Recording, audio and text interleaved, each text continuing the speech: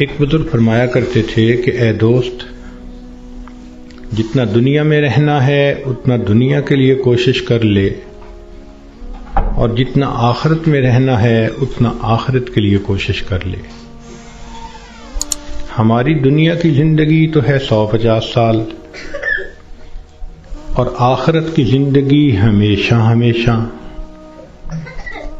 امام غزالی رحمۃ اللہ علیہ نے ایک مثال لکھی ہے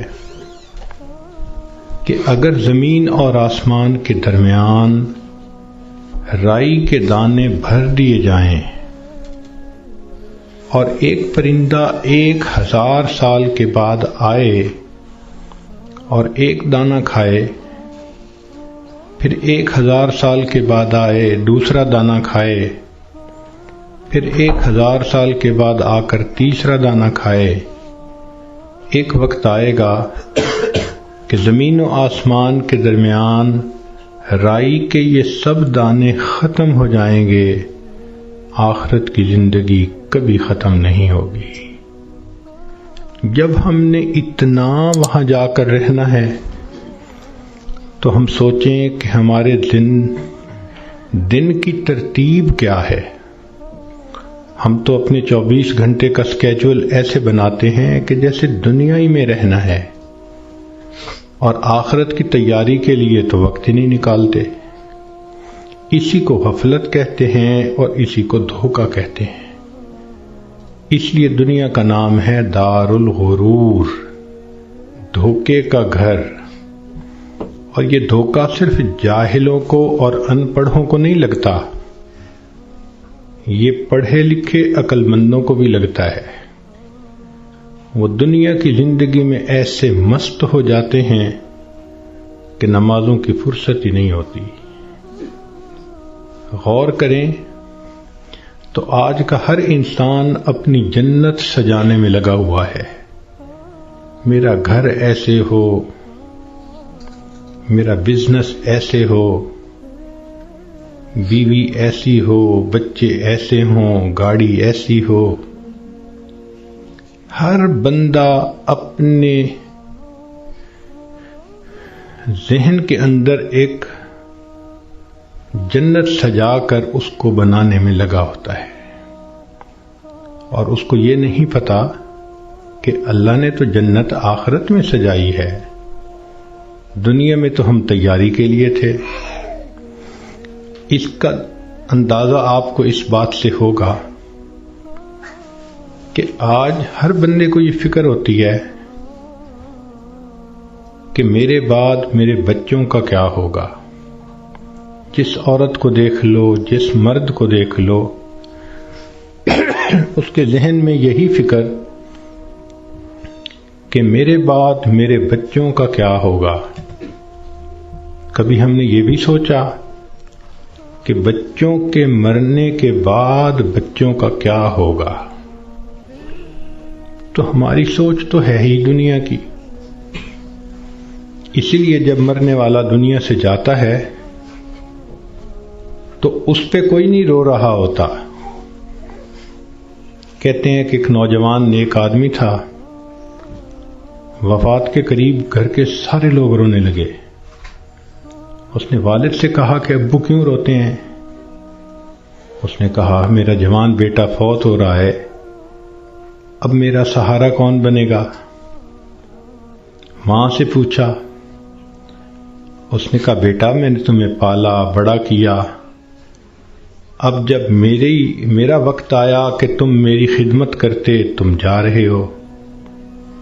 بیوی سے پوچھا، اس نے کہا کہ آپ میرے خامد ہیں، آپ فوت ہو گئے تو میری زندگی میں تو اندھیرا ہو جائے گا۔ بچوں سے پوچھا، انہوں نے کہا کہ ہمارے سر کا سایہ ہیں اور ہمارا سایہ ختم ہو گیا۔ اس نے کہا کہ اس کا مطلب یہ ہے کہ تم سب کے سب اپنے لیے رو رہے ہو، میرے لیے تو تم میں سے کوئی نہیں رو رہا۔ تو رونے والے بھی اپنے لیے روتے ہیں، مرنے والے کے لیے کون روتا ہے؟ الا ماشاء اللہ۔ اس لیے آج وقت ہے تیاری کرنے کا۔ جیسے سکول میں امتحان ہوتا ہے، ایک اے پیپر ہوتا ہے، ایک بی پیپر ہوتا ہے، دونوں میں پاس ہو جائیں تو بس اگلی کلاس میں چلے جاتے ہیں۔ یہی ہمارا حال کہ دنیا کی زندگی میں ہمیں تیاری کا حکم دیا گیا، قبر میں جائیں گے تو اے پیپر ہوگا اور اس میں 3 کویسچن پوچھے جائیں گے، تیرا رب کون ہے، تیرے نبی علیہ السلام کون ہیں، تیرا دین کون سا ہے۔ اور جب انسان قیامت کے دن اٹھے گا تو پھر اس کا بی پیپر لیا جائے گا، اور بی پیپر کے اندر 4 کویسچن ہوں گے، تم نے زندگی کیسے گزاری، جوانی کیسے گزاری، کدھر سے کمایا، کہاں پہ خرچ کیا، اور تم نے اپنے علم پہ کتنا عمل کیا۔ جو اے پیپر بی پیپر دونوں میں کامیاب، اس کو اللہ رب العزت پھر جنت کا گھر عطا فرما دیں گے۔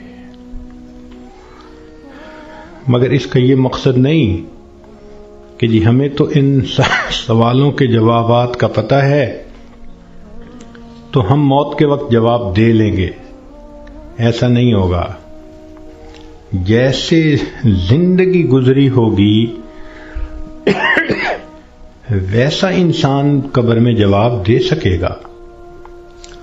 جس نے دنیا میں نمازیں نہ پڑھیں، جو بے پردہ پھرتی رہی، جس نے غیبت کی، لوگوں کے دل دکھائے، اللہ کی بندیوں کے لیے جو وبال جان بن کر پھرتی رہی، جب یہ قبر میں جائے گی تو یہ نہیں کہہ سکے گی کہ میرا دین اسلام ہے۔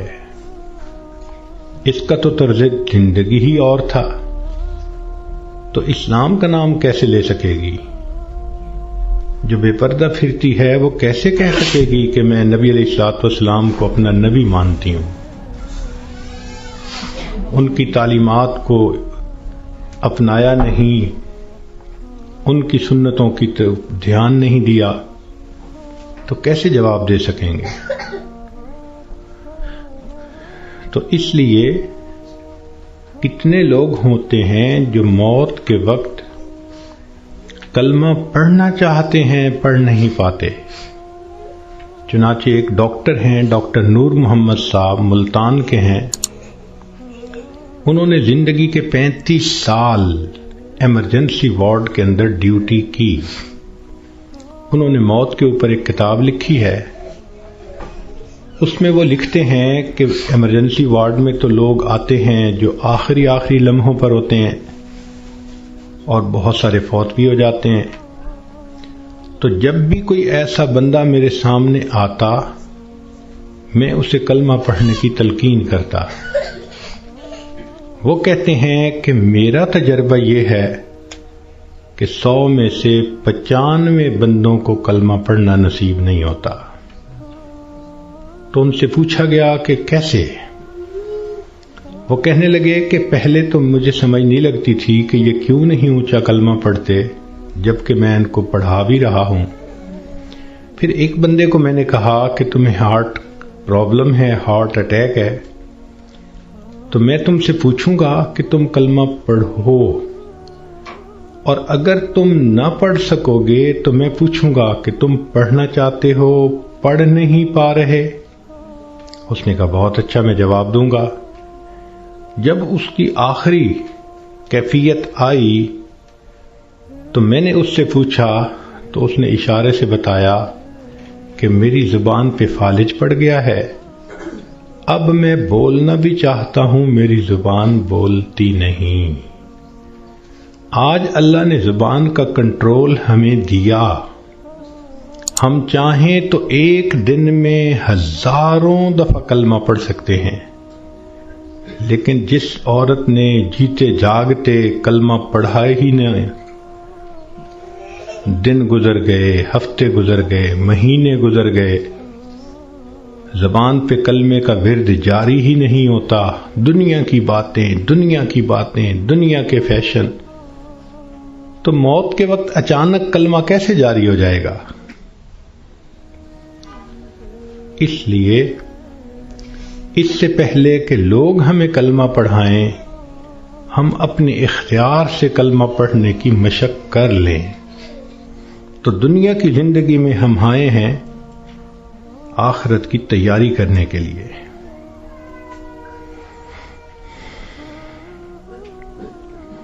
ہماری مثال ایسی ہے کہ جیسے ایک آدمی کا ویزا لگ چکا ہو اور وہ بورڈنگ پاس لے کر لاؤنج کے اندر پہنچ گیا ہو اور اپنی فلائٹ کے اناؤنس ہونے کا انتظار کر رہا ہو. ہم نے دیکھا کہ لاؤنج میں لوگ بیٹھے ہوتے ہیں، ایک فلائٹ اناؤنس ہوتی ہے، کچھ اٹھ کے چلے جاتے ہیں، پھر دوسری اناؤنس ہوتی ہے اور اٹھ کے چلے جاتے ہیں، نئے آتے رہتے ہیں اور یہ اٹھ کے جاتے رہتے ہیں. بالکل زندگی کا یہی معاملہ، نئے بچے پیدا ہوتے رہتے ہیں اور جو پہلے سے موجود ہیں وہ اس دنیا سے رخصت ہوتے رہتے ہیں. ہم سب کا موت کا ویزا لگ چکا، ہم لاؤنج میں ہیں، کب ہماری فلائٹ ہے یہ بھی ہمیں پتہ نہیں. نبی علیہ الصلوۃ والسلام نے ارشاد فرمایا، میری امت کی عمریں بین 70 و 60، 60 اور 70 کے درمیان ہوں گی. یعنی ایسا بھی ہوگا کہ کسی کی عمر 100 سال یا اس سے زیادہ، اور ایسا بھی ہوگا کہ کوئی پیدا ہوتے ہی بچہ مر جائے گا. تو جب اوسط نکالیں گے تو گراس ایوریج اس امت کی 60 سے 70 سال بنے گی. اب جن لوگوں کی زندگی ہے ہی 60 سے 70 سال، تو جو عورتیں 40 سے اوپر پہنچ گئیں وہ اپنی زندگی کے ظہر اثر کا وقت گزار رہی ہیں، اور ظہر اثر کے بعد پھر مغرب ہوتے ہوئے دیر نہیں لگا کرتی. ہم نے خود تجربہ کیا ہے کہ کئی کام اکٹھے ہوتے ہیں تو سوچتے ہیں کہ ہم چھٹی کے دن کریں گے، اور چھٹی کے دن جب صبح ہوتی ہے تو دل میں بڑا مان ہوتا ہے، لمبا دن پڑا ہے، کوئی بات نہیں. لیکن کام کرتے کرتے جب ظہر گزر جاتی ہے تو پھر بندے کو پینک کنڈیشن ہونی شروع ہو جاتی ہے. وہی بندہ جو تسلی میں تھا کہ لمبا دن پڑا ہے، اب ہاتھ پاؤں پھول رہے ہوتے ہیں اور وہ کہتا ہے جی دن تو نکل گیا، جلدی سے کام سمیٹو. تو جو 40-50 سے اوپر کی زندگی گزار رہی ہیں، اب وہ ظہر عصر کے وقت میں پہنچ گئیں، مغرب ہونے میں دیر نہیں لگا کرتی. اس لیے بہتر ہے کہ ہم موت سے پہلے موت کی تیاری کر لیں. اللہ رب العزت چاہتے ہیں تو بندے کو ڈاکٹر کے قدموں میں موت دے دیتے ہیں، اور اگر چاہتے ہیں تو بندے کے نام مردوں کی فہرست سے نکلوا دیتے ہیں. ہمارے ایک ڈاکٹر صاحب دوست تھے، وہ ایک ہاسپٹل کے ڈائریکٹر تھے، بڑے تھے، 300 بیڈ کا ہاسپٹل تھا. تو کہنے لگے کہ ایک مرتبہ میرے پاس لسٹ آئی ان مریضوں کی جو فوت ہو گئے، تو روزانہ میں سائن کرتا تھا تو وہ ڈیڈ باڈیز وارثوں کے حوالے کر دی جاتی تھی. تو میں سائن کرنے لگا تو میرے ذہن میں خیال آیا کہ میں ذرا ان کے چہرے تو دیکھ لوں. کہنے لگا میں نے چہرے جو دیکھے تو ایک بوڑھا آدمی تھا. ایسی میرے ذہن میں گیا کہ کہیں اس کو فٹ کا دورہ تو نہیں پڑا. تو میں نے ٹیکا منگوایا اور انجیکشن اس کو لگا دیا. اللہ کی شان وہ اٹھ کے بیٹھ گیا. مردوں کی فہرست میں اس کا نام لکھا جا چکا ہے.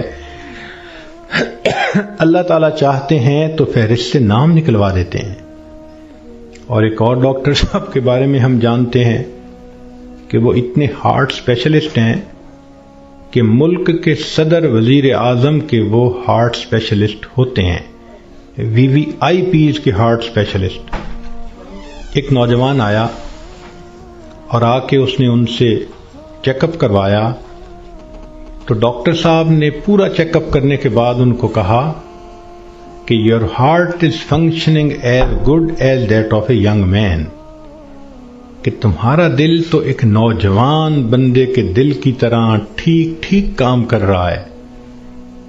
اس نوجوان نے ان سے اپنی فائل پکڑی اور پیچھے مڑ کر جو قدم اٹھایا وہیں اس کو ہارٹ اٹیک ہوا اور ڈاکٹر کی آنکھوں کے سامنے اس کی جان نکل گئی۔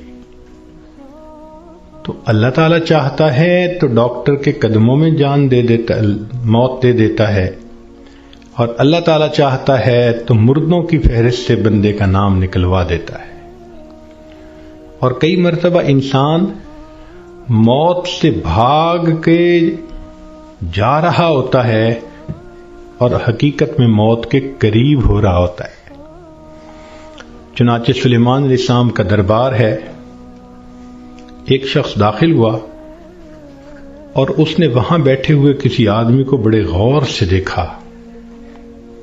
تو جس بندے کو غور سے دیکھا اس پہ بہت خوف طاری ہوا، وہ اٹھ کے سلیمان علیہ السلام کے پاس آیا، حضرت مجھ پہ بہت خوف ہے اس شخص کا جس نے مجھے غور سے دیکھا، آپ پلیز ہوا کو حکم دیں مجھے دور فلاں جزیرے کے اندر پہنچا دے۔ تو سلیمان علیہ السلام نے ہوا کو حکم دیا۔ اتنے میں آپ نے اس بندے کو بلایا جس نے گھور کے دیکھا تھا، پوچھا کہ بھئی کون ہو؟ اس نے جواب دیا جی ملک الموت۔ تم اسے گھور کے کیوں دیکھ رہے تھے؟ تو کہنے لگے کہ میں اس لیے اس کو غور سے دیکھ رہا تھا کہ اس کی روح تو میں نے فلاں جزیرے کے اندر نکالنی ہے اور یہ آپ کے دربار میں یہاں بیٹھا ہوا ہے۔ تو سلیمان علیہ السلام نے بتلایا کہ اس نے مجھ سے خود ریکویسٹ کی کہ مجھے فلاں جزیرے میں پہنچا دیں۔ ملک الموت نے کہا السلام علیکم، میں بھی اسی جزیرے میں جا رہا ہوں اس کی روح کو قبض کرنے کے لیے۔ بنی اسرائیل کے 5-6 آدمی سفر پہ 7 آدمی سفر پہ جا رہے تھے، اچانک بارش شروع ہو گئی، بجلی چمکنے لگ گئی، اتنی خوفناک بجلی چمک رہی تھی کہ ان کو یہ خیال ہوا کہ آج یہ ہم میں سے کسی نہ کسی کو لے کے جائے گی۔ وہ ایک غار کے اندر چھپ گئے، مگر بارش بھی نہ تھمتی تھی اور بجلی چمکنا بھی نہ رکتی تھی۔ تو انہوں نے فیصلہ کیا کہ بھئی ایسے کرو، ایک ایک کر کے باہر نکلو، جس کو بجلی نے جلانا ہوگا وہ جلا دے گی تو باقی تو سکون کا سفر کر سکیں گے۔ چنانچہ ایک نکلا، بجلی چمکی مگر اس کو جلایا نہیں، وہ واپس آ گیا۔ پھر دوسرا نکلا، خیریت سے واپس آ گیا، تیسرا نکلا، چوتھا نکلا، 6 نکلے اور 6 کے 6 کو بجلی نے نہیں جلایا، ایک باقی رہ گیا۔ سب کہنے لگے کہ تو منحوس ہے، بدبخت ہے، تیری وجہ سے یہ ساری مصیبت آئی ہوئی ہے، نکل باہر۔ اس نے کہا میں نہیں نکلتا۔ سب زور لگا رہے ہیں، کہہ رہے ہیں، لڑ رہے ہیں کہ نکل باہر، وہ کہتے نہیں نکلتا۔ وہ ایسا وہاں پر جمع کہ اس نے کہا جو مرضی کر لو، میں غار سے باہر نہیں نکلوں گا۔ تو کچھ دیر کے بعد ان کے ذہن میں خیال آیا کہ اگر یہ باہر نہیں نکلتا تو ہم تو سب ایک ایک کر کے نکل چکے، چلو ہم نکلتے ہیں اور ہم سفر پہ چلتے ہیں، یہ اندر ہی رہے۔ جیسے ہی وہ 6 کے 6 باہر نکلے، بجلی چمکی اور 6 کے 6 کو موت آ گئی۔ اب یہ سب دھکیل رہے تھے 7ویں کو، اور ان کو یہ نہیں پتا تھا کہ موت کا وقت تو ہمارا قریب آ چکا۔ کہتے ہیں کہ 2 چور کسی گھر میں آئے چوری کرنے کی نیت سے، تو ایک بڑھیا اور بوڑھا کمرے میں سوئے ہوئے تھے. انہوں نے ان دونوں کو رسیوں سے باندھ دیا چارپائیوں کے ساتھ اور دونوں کی چارپائیاں اٹھا کر صحن میں رکھ دی، منہ پہ ٹیپ لگا دی تاکہ ہم کمرے میں تسلی کے ساتھ سامان کو کھولیں گے اور قیمتی سامان کو لے جائیں گے. جیسے میاں بیوی کی چارپائیاں انہوں نے صحن میں رکھیں، یہ کمرے کے اندر گئے کہ ہم چوری کرتے ہیں. اچانک کمرے کی چھت گری اور یہ دونوں چور دب کر مر گئے. محلے والے آ گئے، شور ہوا تھا. اب وہ حیران کہ میاں بیوی تو رسیوں سے بندھے ہوئے ہیں. ان سے پوچھا بھئی تمہیں باہر کس نے نکالا؟ ان کہا ہمیں تو پتہ نہیں، ہم تو اندر سوئے ہوئے تھے. ان کو کھولا گیا. جب ملبہ ہٹایا گیا تو اس کے اندر 2 چوروں کی لاشیں دبی ہوئی تھیں. پتہ چلا کہ چور ان کو نکال رہے تھے کہ ہم چوری کریں گے، اور ان کو یہ نہیں پتا تھا کہ ہم اپنی موت کا خود انتظام اپنے ہاتھوں سے کر رہے ہیں. تو انسان کئی مرتبہ موت سے دور بھاگتا ہے اور حقیقت میں وہ موت کے قریب سے قریب تر ہو رہا ہوتا ہے. اس لیے ہمیں چاہیے کہ ہم موت کی تیاری کریں. مہلت ہر ایک کو ملی ہے، کسی کو کم کسی کو زیادہ. اس مہلت سے جو فائدہ اٹھائیں وہ خوش نصیب انسان ہے. اس دنیا میں آپ کو اللہ کا منکر تو مل جائے گا، رسالت کا منکر بھی مل جائے گا، دین کا منکر بھی مل جائے گا. اس دنیا میں آپ کو موت کا منکر کوئی نہیں مل سکتا. دہریے سے دہریہ بھی ہوگا تو یہ مانے گا کہ ایک دن مجھے موت آنی ہے. جب موت آنی ہی ہے تو کیوں نہ انسان اس کے لیے تیاری کر لے. اور موت کی تیاری یہ نہیں کہ انسان جاگنگ کرے اور ویٹ لفٹنگ کرے اور ایکسرسائز کرے، نہیں. موت کی تیاری یہ ہے کہ انسان اپنے پچھلے گناہوں سے توبہ کر لے، آئندہ نیکوکاری کی زندگی گزارنے کا ارادہ کر لے، اور جو لوگوں کے حقوق اس پر ہیں ان سے معافی مانگ لے. ہم نے دیکھا کہ بسا اوقات جو بندہ بیمار ہوتا ہے اس کے ساتھ اوپر والے ظلم کرتے ہیں. ظلم کا کیا مطلب؟ کہ اس کو حقیقت نہیں بتاتے کہ بیماری کتنی ہے، تسلی دیتے رہتے ہیں، اور وہ جھوٹی تسلی ہوتی ہے. ابو ٹھیک ہو جائیں گے، امی ٹھیک ہو جائیں گی، اور وہ سمجھتے ہیں کہ ہم بڑا نیکی کا کام کر رہے ہیں. وہ جی بتائیں گے تو ابو کو شوق لگے گا. بھائی شوق تو ان کو لگے گا جب اچانک موت آ جائے گی. یہ بہتر نہیں کہ ان کو پہلے سے انفارم کر دیا جائے کہ جی بیماری خطرناک ہے، زندگی کا پتہ نہیں، ابو کلمہ پڑھ لیں، ابو تیاری کر لیں. اوپر والے ظلم کرتے ہیں بندے کے ساتھ. چنانچہ ایک مرتبہ میں اپنا واقعہ آپ کو سناتا ہوں. ایک صاحب تھے جو سیکٹری لیول کے تھے، بہت لکھے پڑھے اور بڑی ان کی تنخواہ اور گاڑیاں اور ٹیلنٹڈ انسان. ان کی ریٹائرمنٹ ہوئی تو وہ بیمار ہوئے تو ہاسپٹل میں تھے. گھر آئے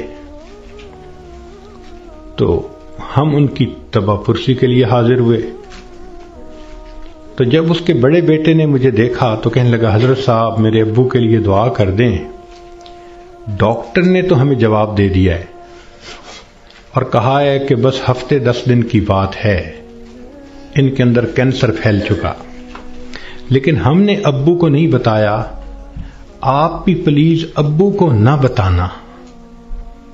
میں خاموش رہا. خیر اندر گئے، ملاقات ہوئی. تھوڑی دیر کے بعد میں نے انہیں کہا جی کہ مجھے آپ سے کوئی بات کرنی ہے. تو انہوں نے سب کو جانے کا حکم دے دیا کہ بھی کمرے سے جاؤ. میں حضرت جی سے کوئی بات کرنا چاہتا ہوں۔ جب وہ اکیلے ہو گئے تو میں نے ان سے بات کی کہ دیکھیں، زندگی کا کوئی بھروسہ نہیں، کوئی نہیں جانتا کہ کب موت آئے گی، کیا پتا میری موت پہلے آئے، کیا پتا آپ کی موت پہلے آئے۔ ہم نے آنکھوں سے دیکھا ہے بوڑھا باپ جوان بیٹے کی لاش کو دفن کر رہا ہوتا ہے، اور کئی مرتبہ جوان باپ اپنے نوزائیدہ بچے کی لاش کو دفن کر رہا ہوتا ہے۔ تو یہاں کیا بھروسہ زندگی کا؟ کہنے لگے بالکل صحیح بات ہے۔ میں نے کہا کہ بات یہ ہے کہ آپ کی جو رپورٹیں ہیں ان سے پتہ چلتا ہے کہ آپ کے اندر کینسر بہت پھیل چکا، اور ڈاکٹروں نے ہفتہ 10 دن کا وقت دیا ہے، تو بہتر یہ ہے کہ آپ تیاری کر لیں۔ یہ بات سنتے ہی اس کی آنکھوں میں چمک آ گئی، اور وہ مجھے کہنے لگا کہ حضرت صاحب آپ نے سچ کہا، یہ سارے لوگ مجھے جھوٹی تسلیاں دے رہے تھے، مجھے کنفیوز کر رہے تھے۔ میرا دل کہتا تھا کہ میری بیماری خطرناک ہے، اور یہ اوپر والے کہتے تھے، رپورٹ بھی نہیں دکھاتے تھے، کہتے تھے بس ٹھیک ہو جائے گا، آپ فوراً ٹھیک ہو جائیں گے۔ تو اللہ آپ کا بھلا کرے، آپ نے مجھے بتا دیا۔ میں نے تو اب اپنے پوتے پوتیوں کو، نواسے نواسیوں کو دیکھ لیا، کتنا بندے نے رہنا ہوتا ہے، تو چلو مجھے اندازہ تو ہو گیا۔ اب یہ کہہ کر انہوں نے دروازہ کھلوایا۔ جب بیٹا آیا اور اس کو پتہ چلا کہ حضرت صاحب نے تو بتا دیا میرے ابو کو، تو وہ میری طرف دیکھنے لگے۔ میں نے ان کو کہا کہ بچے غصہ نہ کرو، میں نے تمہارے ساتھ بھلا کیا ہے۔ اللہ کے اس بندے نے سارے گھر والوں کو بلایا اور ان کو کہا کہ دیکھو بھائی، میری بیماری کی یہ حالت ہے کہ میرے پاس صرف 6-7 دن ہیں۔ اب ایسے کرو کہ جو میری زمینیں تھیں، جائیدادیں تھیں، مکان تھے اور وہ میرے نام تھے، سارے نکالو، میں اپنی وراثت کو بچے اور بچیوں میں شریعت کے مطابق تقسیم کرتا ہوں تاکہ میرے بعد جھگڑے نہ ہوں۔ لو جی، 2 دن میں انہوں نے سب جائیدادوں کا بچوں کے نام انتقال کروا دیا تاکہ بچوں کے جھگڑے نہ ہوں آپس میں۔ پھر اس کے بعد انہوں نے کہا کہ میرا جی چاہتا ہے کہ میرے بچوں کے آپس میں رشتے ہوں، تو کچھ رشتے تھے جو انہوں نے پرپوز کیے اور ان کی وجہ سے انہوں نے آپس میں ہاں بھی کر لی۔ پھر تیسرا کام انہوں نے یہ کیا کہ کچھ رشتہ داروں کی آپس میں ناراضگیاں تھیں، ان کو بلایا اور کہا کہ دیکھو بھائی، میں مہمان ہوں، میرے دل کی تمنا ہے کہ میں تمہیں آپس میں ایک دوسرے سے سلو کرتا ہوا دیکھوں۔ چنانچہ 15 20 سال سے جو ایک دوسرے سے رشتہ دار نہیں بولتے تھے، گھر آنا جانا نہیں تھا، انہوں نے ان سب میں سلو کروا دی۔ پوری برادری اتنی خوش تھی ان تمام باتوں پہ کہ جی اس بندے نے اتنا اچھا کام کر دیا، یہ ہماری برادری کا بڑا تھا، سب میں جوڑ پیدا کر دیا۔ پھر اللہ کی شان، 1 ہفتے کے بعد اس کو موت آ گئی۔ اب اس کا بیٹا جب کبھی ملتا ہے کہتا ہے حضرت جو احسان آپ نے ہم پہ کیا ہم اس کا بدلہ نہیں چکا سکتے۔ تو کیا ضرورت ہے بیمار آدمی سے چھپانے کی جبکہ اس کی بیماری اتنی خطرناک سٹیج تک پہنچ چکی ہو؟ ہم مسلمان ہیں، یقین ہے کہ ہم نے جانا ہے، تو اس بندے کو غفلت میں موت آئی اور وہ کلمہ بھی نہ پڑھ سکا، تو پھر اس کو دکھ ہوگا نا، بتانے سے تو دکھ نہیں ہوتا۔ تو اس لیے شریعت نے کہا کہ جب کسی کو موت آنے لگے تو اس کو کلمے کی تلقین کیا کرو۔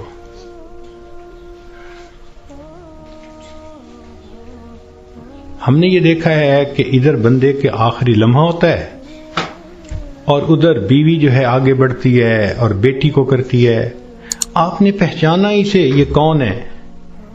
یہ دیکھو، یہ تسنیم آئی ہے، یہ دیکھو یہ پروین آئی ہے، حالانکہ وہ لمحہ اس بندے کے لیے اللہ کے ذکر کا وقت ہوتا ہے، یکسوئی کا وقت ہوتا ہے۔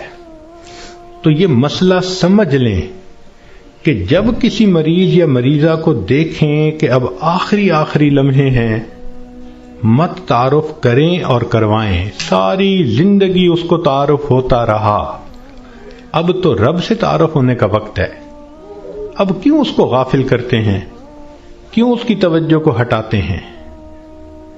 کہتے ہیں کہ ایک بزرگ تھے، 3 سال کی بیٹی تھی، حفصہ اس کا نام تھا۔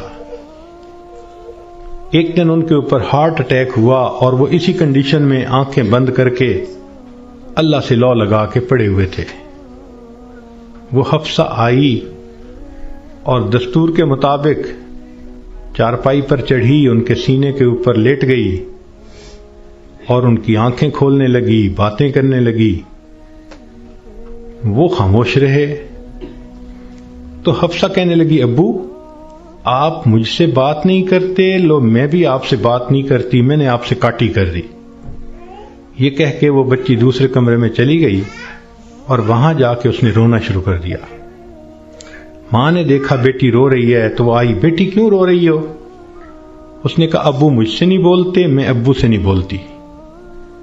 تو ماں اپنی بیٹی کو اٹھا کے لائی اور ان کے پاس آ کر کہنے لگی، دیکھیں نا آپ حفصہ سے نہیں بول رہے، یہ آپ سے ناراض ہو گئی ہے، آپ حفصہ کو منا لیں۔ تو جب اس نے یہ بات کہی نا کہ آپ حفصہ کو منا لیں، تو ان بزرگوں نے آنکھ کھولی، فرمانے لگے کون سی حفصہ اور کیسی حفصہ، ہم نے تو اپنے یار کو منا لیا، لا الہ الا اللہ محمد الرسول اللہ، اور ان کی روح پرواز کر گئی۔ تو آخری وقت میں تو یہ حفصاؤں کو پیچھے رکھیں، اس کو کلمہ یاد دلائیں، اس کا آخری لمحہ ہوتا ہے۔ زندگی میں تھوڑی محبتیں اس نے دکھائیں اور محبتیں کیں، آخری وقت میں تو بندے پہ ظلم ہو رہا ہوتا ہے کہ اس کی توجہ اللہ کی طرف سے ہٹا کے دنیا کی طرف لگا رہے ہوتے ہیں۔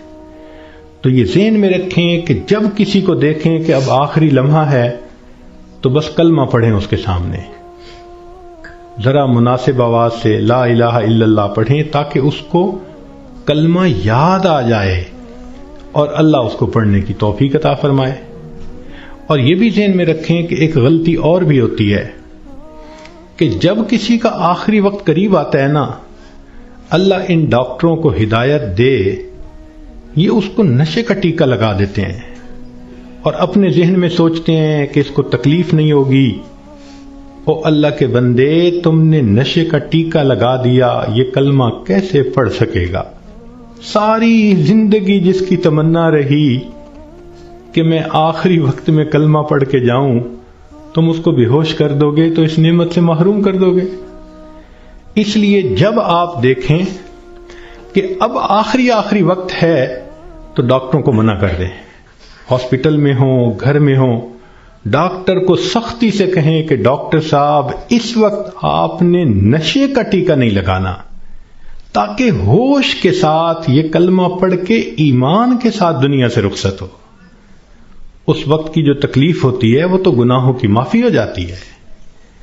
تو یہ بھی غلطی ہو جاتی ہے، اس کا بھی بڑا خیال رکھیں۔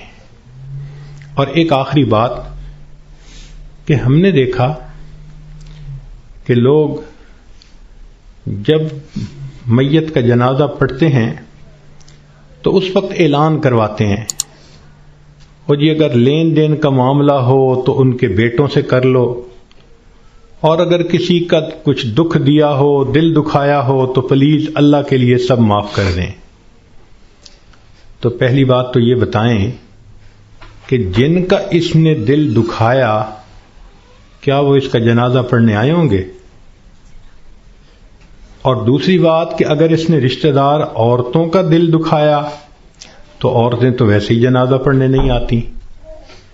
تو موت کے بعد اعلان کروانے کا اتنا فائدہ نہیں۔ لطف اور مزہ تو یہ ہے کہ زندگی میں یہ معافی مانگے۔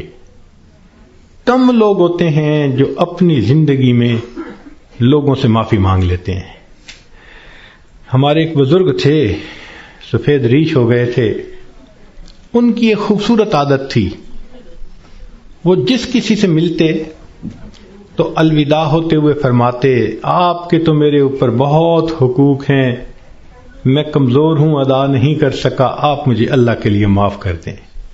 شریعت کہتی ہے کہ جب کہنے والے نے یہ کہا اور سننے والے نے آگے سے مسکرا دیا تو بس اس نے گویا معاف کر دیا. وہ ہر کسی سے معافی مانگتے تھے، بڑے سے بھی، چھوٹے سے بھی، ہر کسی سے. تو مرد بھی اس عادت کو اپنائیں، عورتیں بھی اس عادت کو اپنائیں.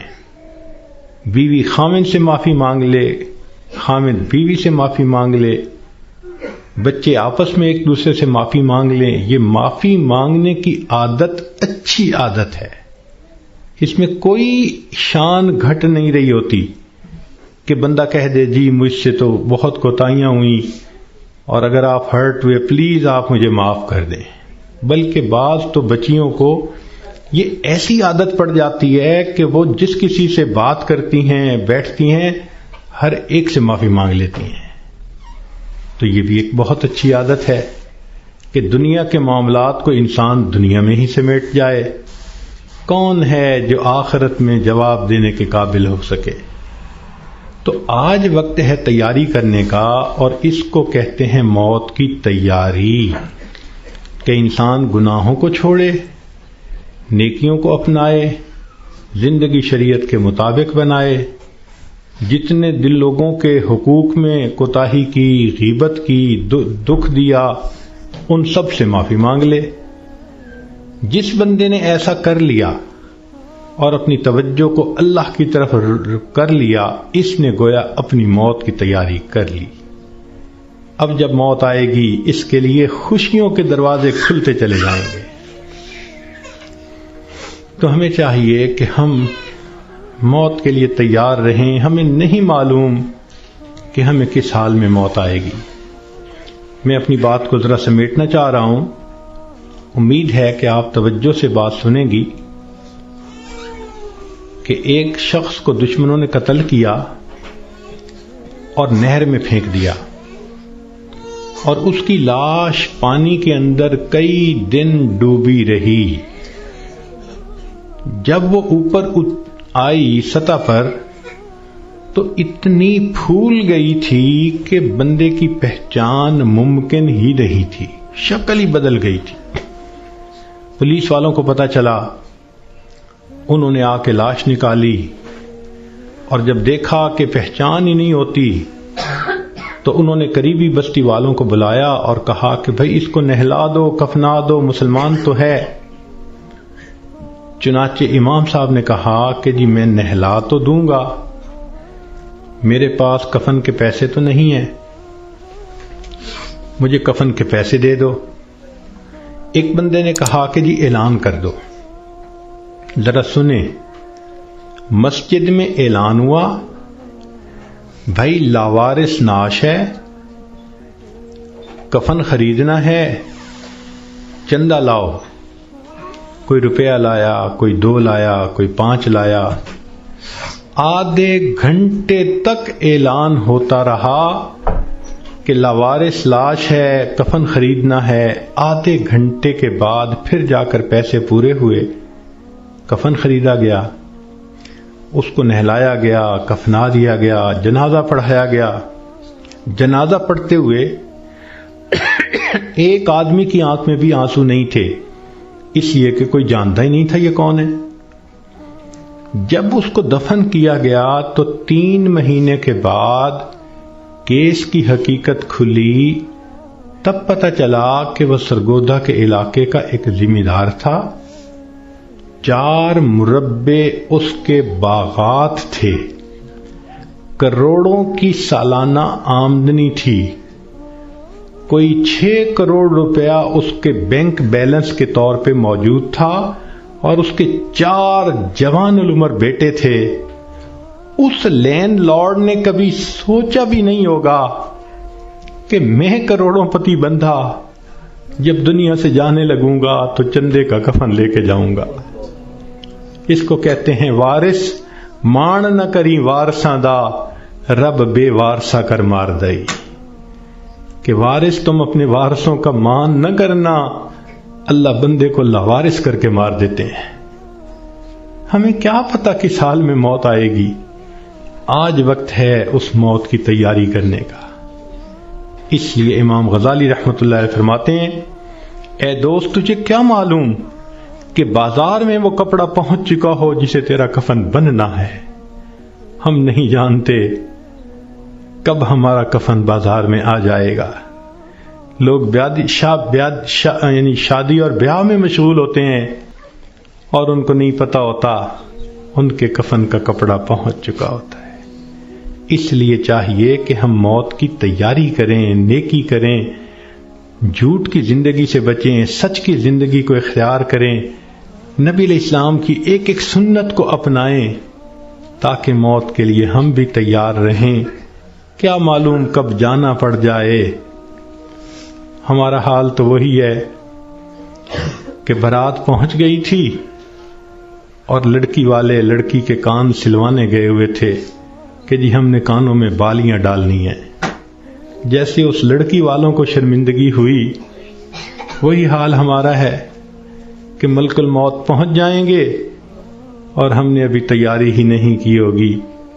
ہم نے کتنی بار آنکھوں سے دیکھا جوان العمر بیٹا چارپائی کے اوپر لیٹا ہوا ہوتا ہے، ماں آگے بڑھتی ہے، بیٹے تجھے کیا ہوا، مجھے بتاؤ تو صحیح۔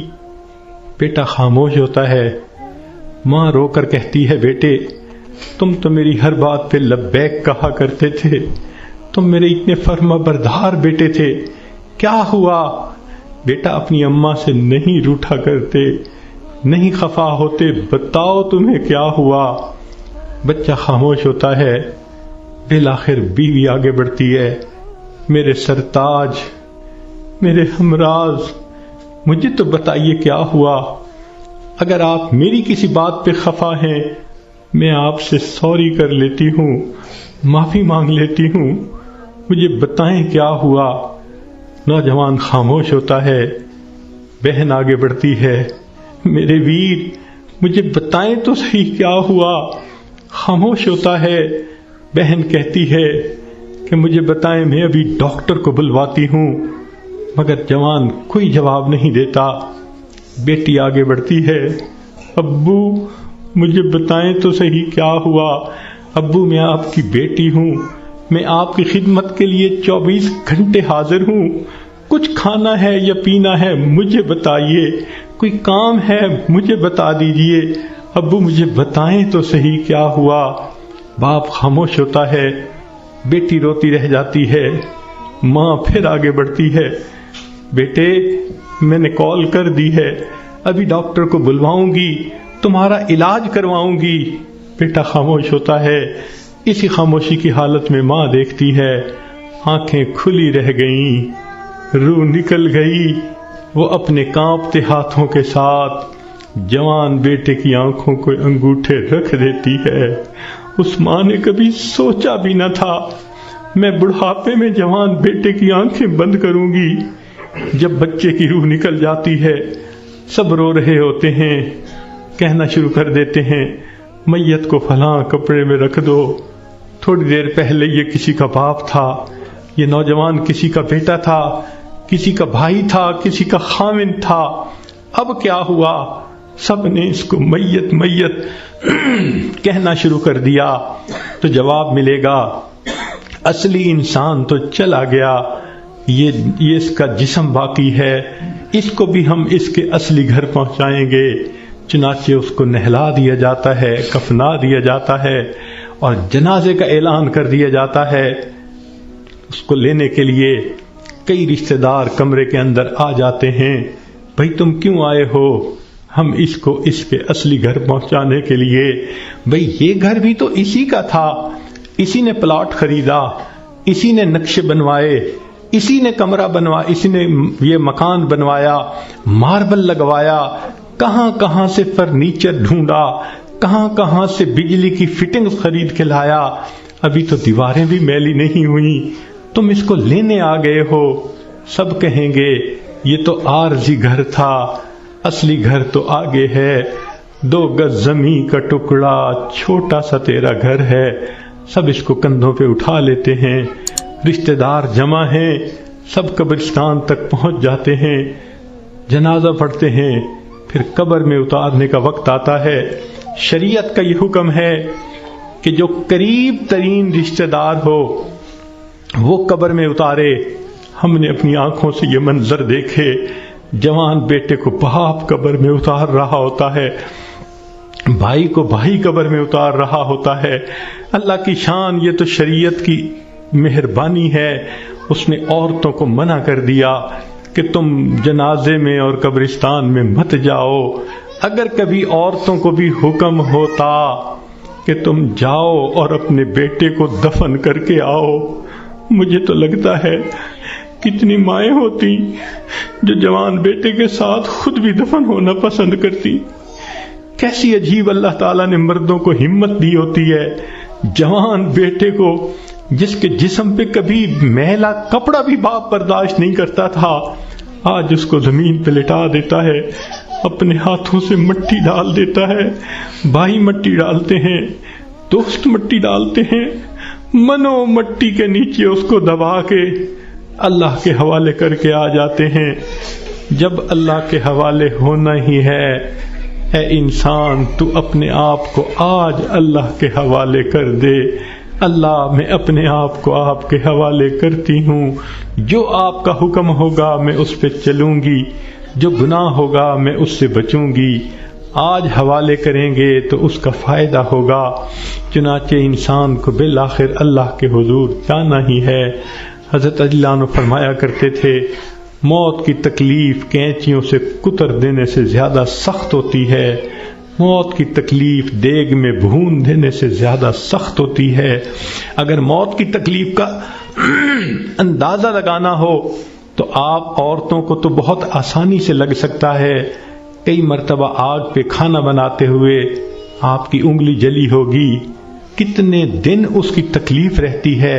کیوں کہ جہاں سے انگلی جلی وہاں کے گوشت سے روح سمٹ کر باقی جسم کے اندر آ گئی۔ اگر اتنی تھوڑی سی جگہ سے روح سمٹ گئی، اتنی تکلیف ہے۔ جب پورے جسم سے روح سمیٹ لی جائے گی، اس وقت تکلیف کیا ہوگی، ذرا اس کو یاد کر لیجئے۔ آج وقت ہے ہم اس کی تیاری کر لیں، پھر موت کے وقت تکلیف ایسی نہیں ہوگی۔ چنانچہ حدیث پاک میں آتا ہے، جب مومن کی موت کا وقت آتا ہے، اللہ تعالیٰ ملک الموت کو بھیجتے ہیں، جنت کے فرشتوں کو بھی بھیجتے ہیں، وہ جنت کی خوشبوؤں کے رومال بھی لے کے آتے ہیں اور اس بندے کے سینے پہ خوشبوؤں والا رومال رکھ دیتے ہیں۔ اس بندے کو جنت کی خوشبو آتی ہے، اس کا دماغ معطر ہو جاتا ہے اور اس کی روح کو ایسے قبض کرتے ہیں جیسے مکھن میں سے بال نکال لیتے ہیں۔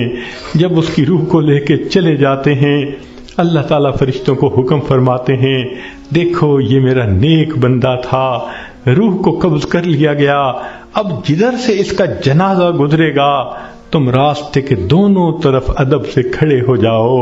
سبحان اللہ، مومن کی کیا شان ہے، جہاں جہاں سے جنازہ گزرتا ہے فرشتے راستے کے دونوں طرف ادب سے کھڑے ہوتے ہیں۔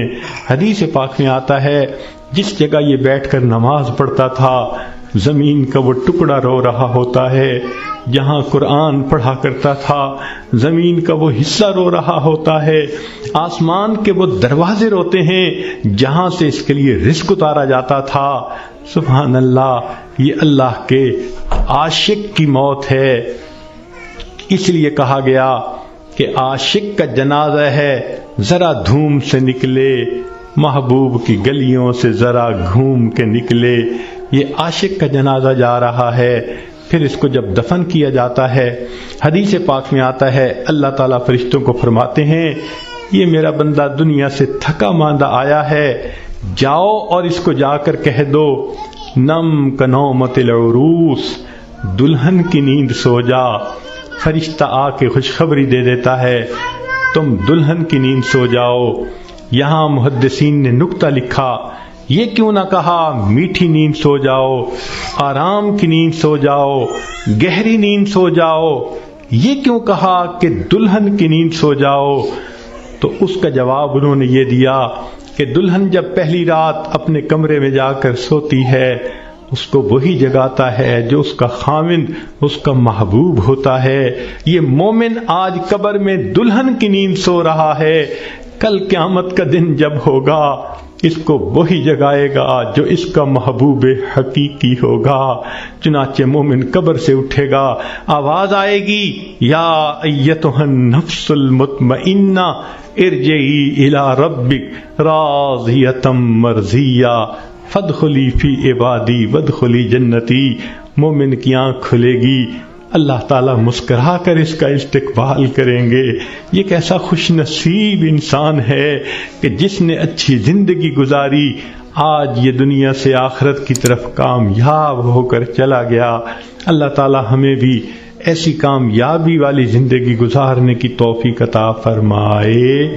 وآخر دعوانا ان الحمد للہ رب العالمین۔